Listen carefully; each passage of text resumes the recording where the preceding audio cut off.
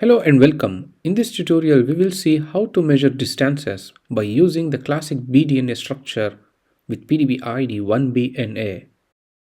First, let's hide the cartoon representation so we can clearly see the atoms.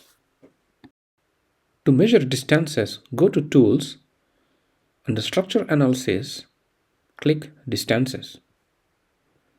This opens Structure Measurement window, where we can create and manage distance measurements. First, let's start by measuring the helical pitch or one complete turn of DNA double helix. Select a phosphorus atom at the end of a helical turn.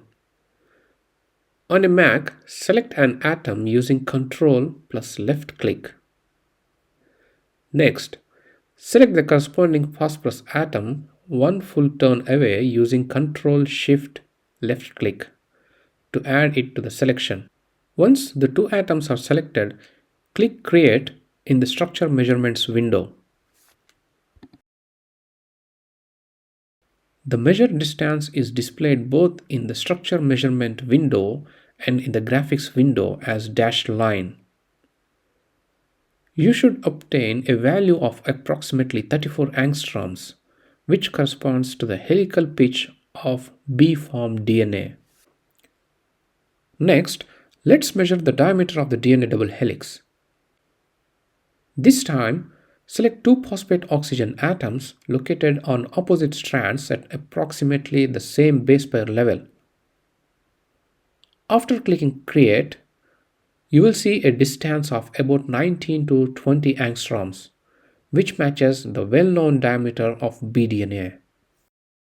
Now, let's measure the rays per base pair.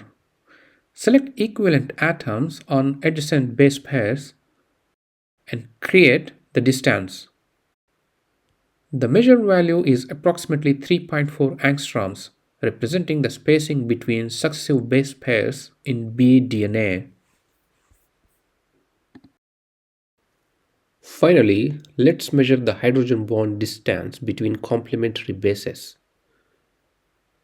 Select the donor and acceptor atoms that forms a Watson-Crick hydrogen bond, then click Create.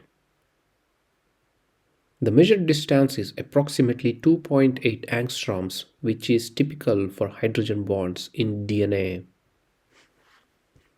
To summarize, using ChimeraX, we have measured 4 key structural features of bDNA. The helical pitch around 34 angstroms, the DNA diameter around 20 angstroms, rays per base pair around 3.4 angstroms, and the hydrogen bond length at 2.8 angstroms. These simple measurements provide a great way to understand the geometry that gives DNA its stable double helical structure. Thank you for watching.